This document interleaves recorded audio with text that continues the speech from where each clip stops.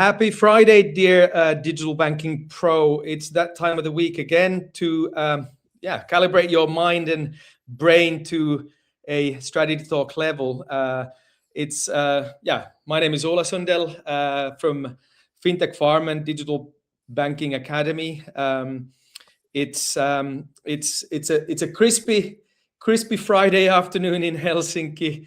The temperature doesn't seem to be getting any warmer anywhere near. How about that? I've got a very kind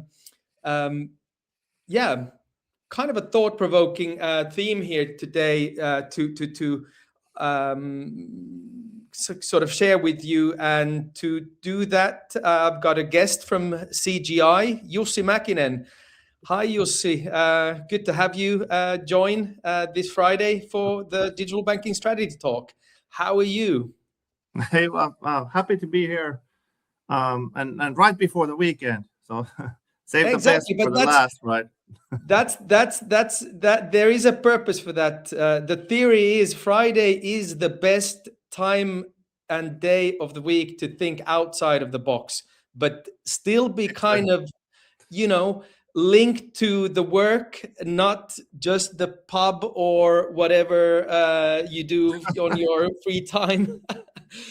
But yeah, Friday, I believe, is the kind of the ultimate day to do some deep out of the box thinking.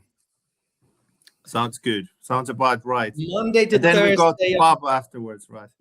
Yeah, precisely. Afterworks are very important. Right. Let's move on. I mean, so the theme for today is how banking IT improves margins and enables growth in the era of AI. I mean, we typically hear AI and use cases around, let's say, efficiency gains and saving time and resources. But today, what we're truly exploring is really the growth and let's say the top line impact of AI to banking business models. And again, no better person to guide us through this topic than you, Jussi. But hey, before we move on to that, maybe give a short introduction to you. And sorry, just mentioning a few housekeeping stuff here. Again, this is live, recorded. This will be posted on the LinkedIn page, but also on the Digital Banking Academy platform.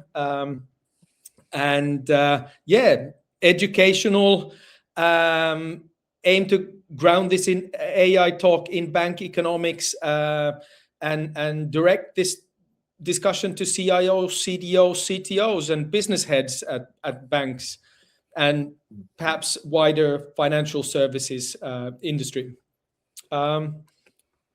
Connecting IT data, AI, and customer value in one narrative.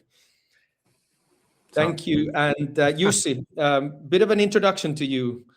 Who are you, and what kind of banking challenges do you spend most of your time solving? I'm calling from Espoo. I'm a father of two lovely daughters who are currently at school, hopefully taking this call from the kitchen, so hopefully they don't just barge in with their friends. You will know if they will. And most of my time I spend with CGI, heading the innovation center, where we focus primarily currently, of course, on AI, but also alongside with AI, then all of the transformative technologies, and especially how our customers can generate value out of that technology in their business. And in my role, I'm also part of the AI global initiatives at CGI, so it's kind of interesting position to see where the different countries are going, what kind of use cases and AI strategies people are building across the different geographies. And then, of course, we're industry agnostic in what we do. Our primary focus is around technology. So there's also the learnings you can derive from different industry segments. Because even if everybody is saying that they're unique, still there's some business processes and customer-facing situations where you can actually learn heavily from other industries. So that is the role. And of course, when it comes to banking and the financial services segment in general, we're market leader in many markets in that space. So we have quite a lot of visibility into banking. Brilliant. A bit to the point I was making earlier, what do bank CEOs usually ask for first? I mean, is it the cost savings that they always want, or are you already coming across banking executives who are really going for the revenue growth? Yeah, that's a good question. In terms of AI application. Yeah. AI strategy. Yeah, so how you use AI for business growth? Yeah, so Precisely. I would say that traditionally, and of course there are exceptions in this, but primarily the business leaders are looking for growth and differentiation from the competition, and then perhaps it's more of an IT agenda for the optimization, and I would say in general that the CEO message is that, well, there's certain level of optimization we can do in the IT part, which is of course great. It improves margins and creates efficiency internally, but it's an entirely different ballpark when we start to attract more customers and build new services towards new customer segments, etc. So that's where I feel and what I've experienced is, that's the direction of the business executives, especially the CEOs. So they're looking for growth rather than optimizing the already many times over optimized processes. But so typically at some point you have these two profiles or responsibilities together in your cases. I guess typically, how do they is it a compromise, or can you truly go for some bold growth strategies as well, or is it sort of mitigating always closer to the, let's say, the comfort level of the CTO?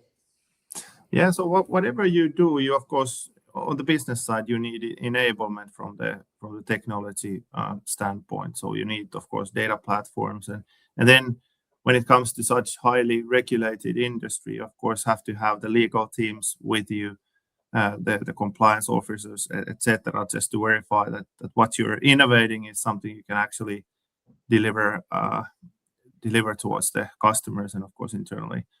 So it definitely is a teamwork, and from what I've seen is that the role of the IT is primarily evolving towards enablement. So you enable flexibility, freedom, and speed for the business, and then the business is making more and more of the decisions, and the business is more and more building themselves the services and enhancing the services towards the customer. And AI has a key role in all of this, actually. So it's also changing the culture, and it's also changing the governance models and many other things. So it's actually quite big change for banks, but also other industries.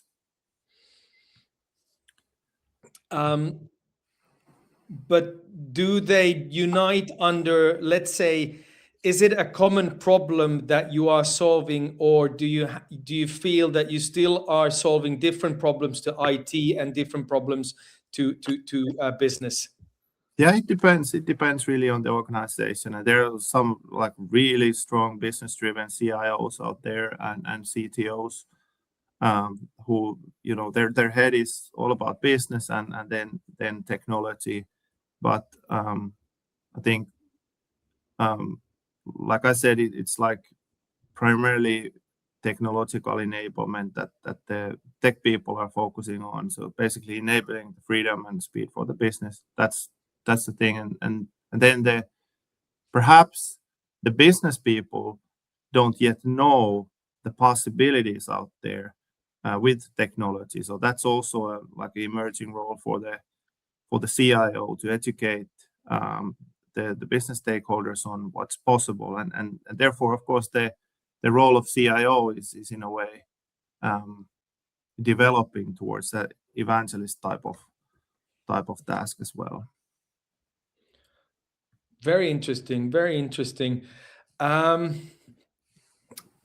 mean, talking about the problem, and I remember you once quoted a banker saying, "Sell us more revenue," meaning, and in those situations, what do you typically sell to banks, if you like?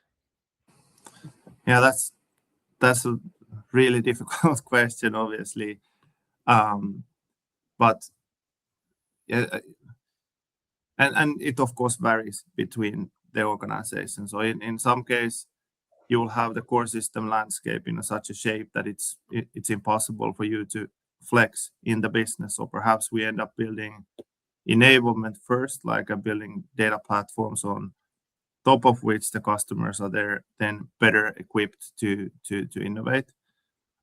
In some cases, the customers have better readiness there under the hood, so we can really start reimagining and rebuilding the entire customer experience, or then building. I think the coolest things we have seen and we've done are building new products using AI.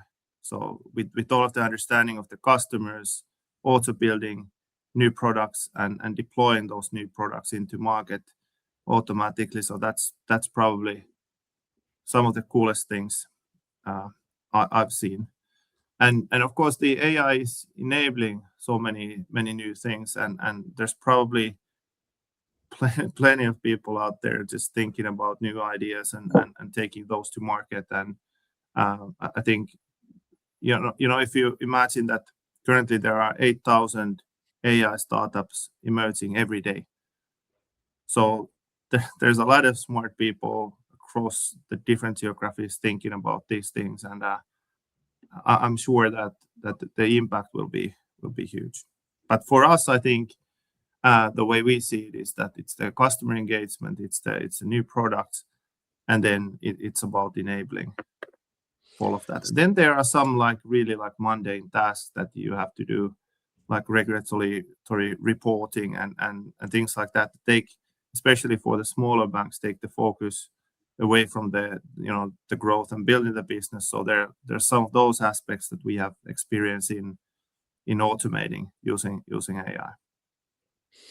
But did I read between the lines that bringing the AI strategy typically coincides with legacy modernization strategies? So in that sense, it's a sort of a balancing between the old and the new, and yeah.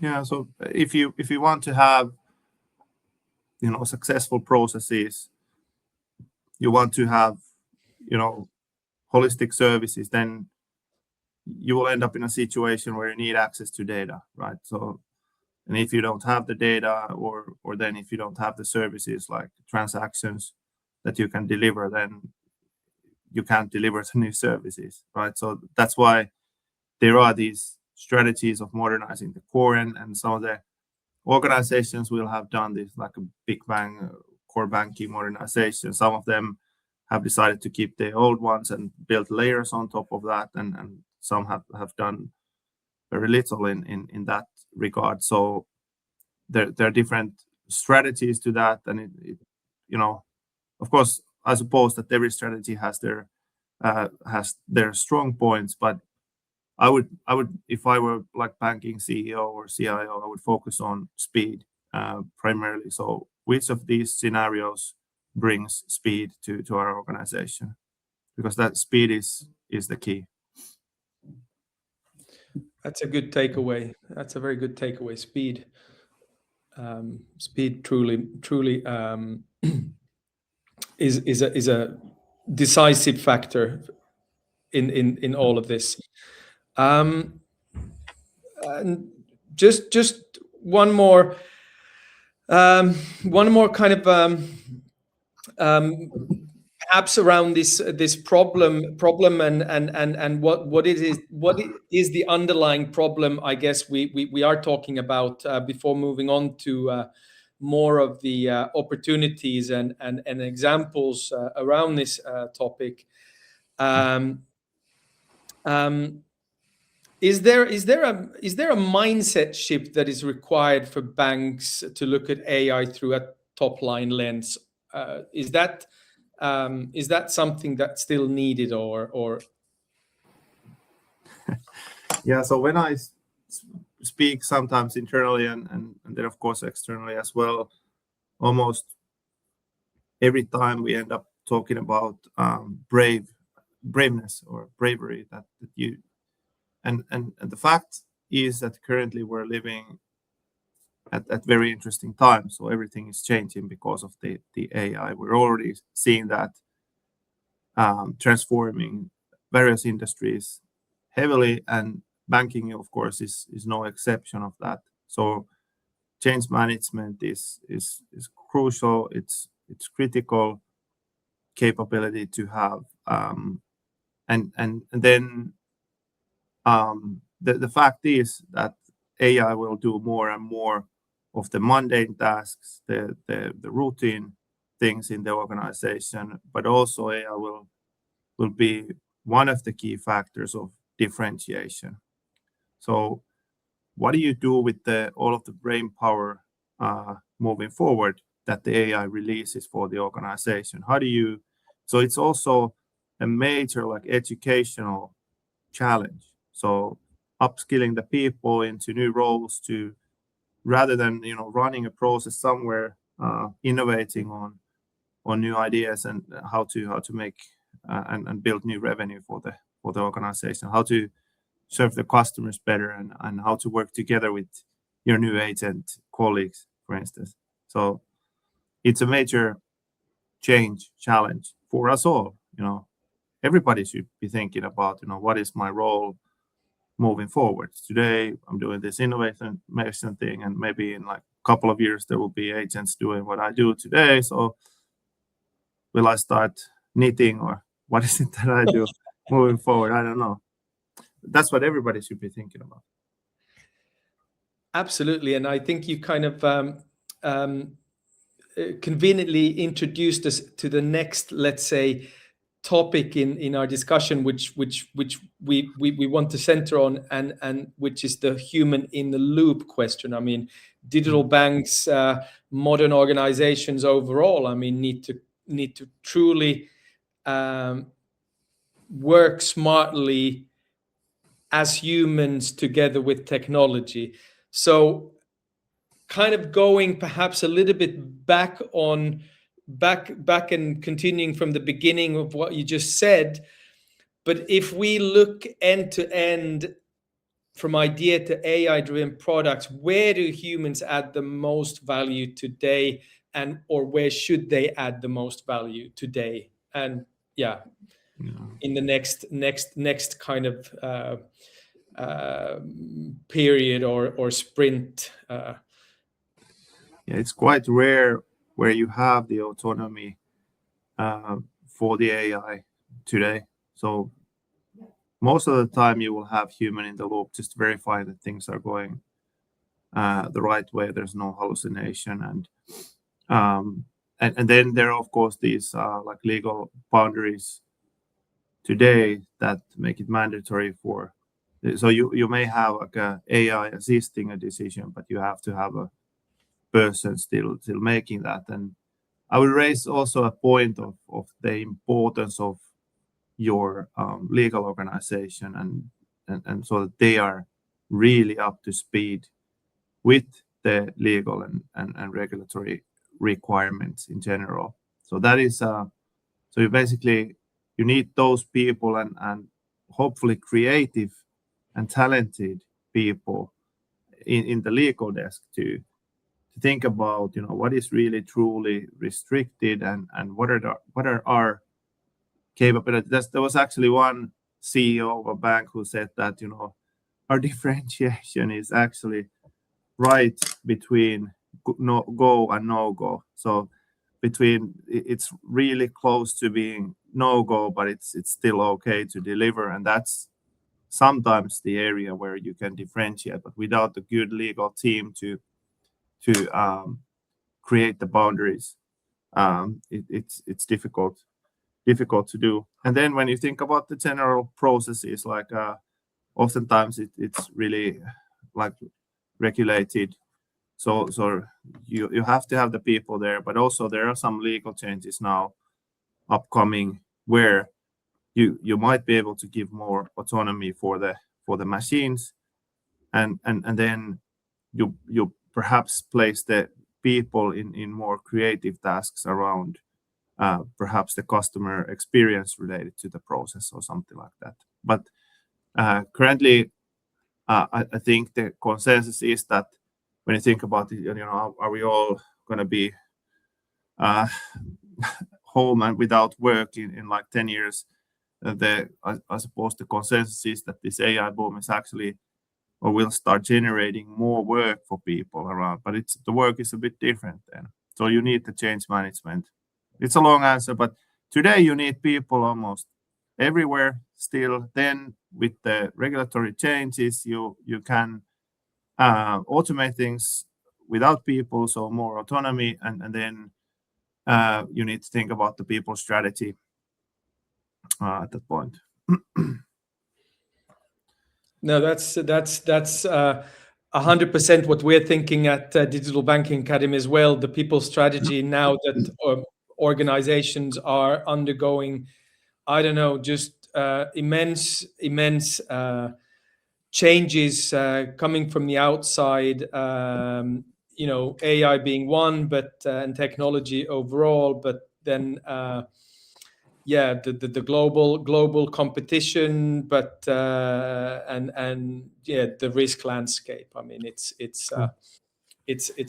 a hugely challenging field to work in today, and I do agree with you that humans are needed everywhere, but it's a very different kind of and human contribution, and I mean, I still do sometimes get amazed how trivial things people are doing today, and I think that is the thing that is going to disappear in a matter of months rather than years, I think. Yeah. But hey, going forward, I mean, I'm very curious about examples here, and I'd like to just give you the opportunity to share examples around this, and I know you have them. Whatever you can share the audience, please do. I mean, I think this is what truly matters. Yeah, the difficult task here is, of course, that if someone has done a golden egg, they don't want to share that to the competition. We've done a lot with different banks and also some like adjacent industries in different countries at CTI. I will start with this case that's not a banking case, but it's a telecom operator where, of course, we initially also thought that, is this AI supporting our customers? What is the business case, et cetera, when everything was still new. And there was this major telecom operator in the US that partnered up with CTI in this bigger AI program. And they invested 300 million into that program. And then when we started looking at the benefits or the ROI of that investment, the realization was that in both revenue growth and optimized cost this particular customer received 470 million gains per year with that 300 million investment. So we can say that at least in this case we were really successful, and of course then we were all overly excited that now this is transforming everything, and it's giving us opportunities across the different industries to do the same. And like I said, for banking, we have plenty of use cases, but I think the most interesting ones are in the build of the new business. So there was this one bank with whom we started generating new services, new banking services towards their customer. And in particular, there was this one small loan service that was difficult to build in traditional ways due to the cost of internal processes.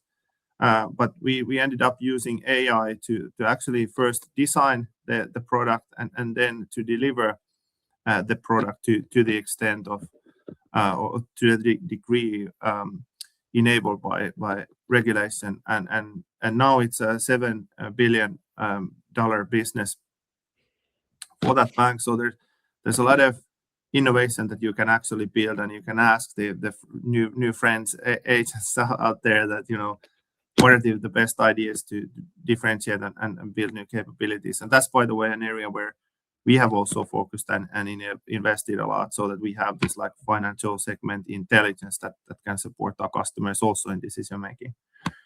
But then there will be like core system modernization. That's really cool thing, both in terms of optimizing the cost, like getting rid of the mainframe into more modern architectures, generating speed through the system level. And that's like fully AI enabled nowadays. We have service products to deliver that successfully, and also in Finland we have now deliveries ongoing on that. Then the regulatory reporting is something we've done with several customers actually. So automating the mundane task, in this case, the reporting of towards the authorities that needs to be in place, and it's kind of costly process, and it's not generating anything for the bank. So automating that, it's optimizing cost more, but it's also releasing the resources into more productive development initiatives. And then what I think is emerging and what we have been building with customers and we will be building more is the digital, the entire customer experience layer. So how do the customers digitally experience the partnership with the bank or the cooperation with the bank, with all of the customer service elements, but also the elements related to the products and product innovation and sales and marketing and so many other things. So we're seeing that some of the bank customers are perhaps great at banking, but maybe not optimal in digitally offering their services to the different customer segments, and a lot of that is data and AI play in which we have a big role and huge success stories as well, actually. So but there's some to give you some flavor of what we're doing right now.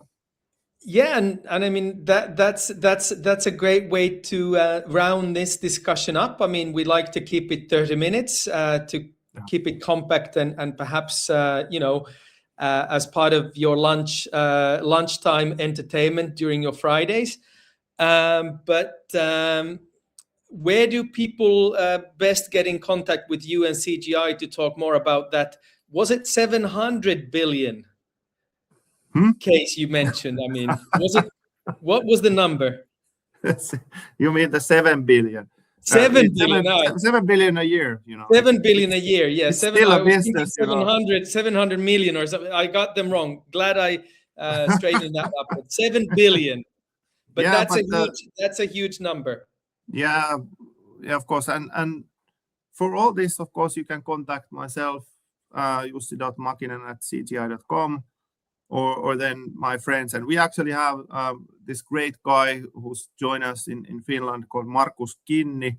He's now heading our banking segment here, and he's he's a really cool guy, and also you can meet with him. And he just started at CTI, so I'm really excited. And he's a friend of mine as well. So perfect.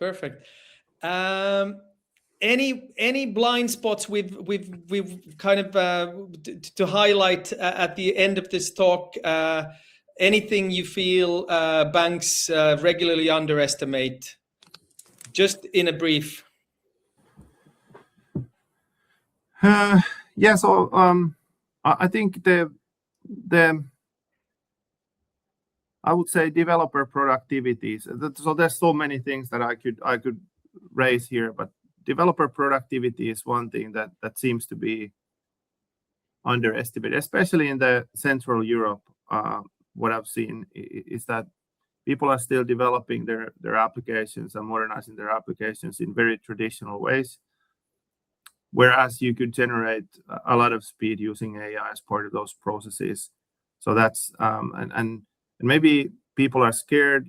Maybe they need to be more brave, or maybe then some of the people are protecting their status quo, but that's not really helping the business though. So if you're a business leader, in this call, you should look for your organization and ask the questions of, how do we and how are we currently generating speed using AI?